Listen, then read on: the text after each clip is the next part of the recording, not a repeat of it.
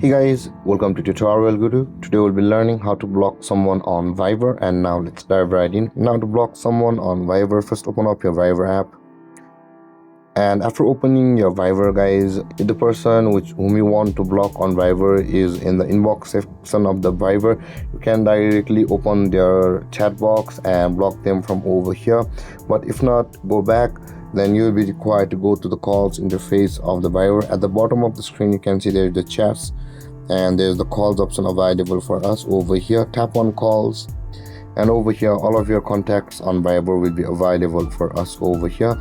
Now in order to block someone over here, open the contact whom you want to block on Viber by tapping on the name, and this kind of interface will appear. Tap on the contact info, and when this happens, scroll down a little bit and you can see the block this contact option available for us.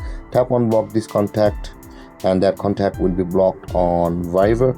So with that being done, let's go back to the chat box section of our Viber and open up the chat box of the person whom you want to block. And at the top of the screen you can see their name. Tap on their name, and when this panel appears, you can see the block this contact option again.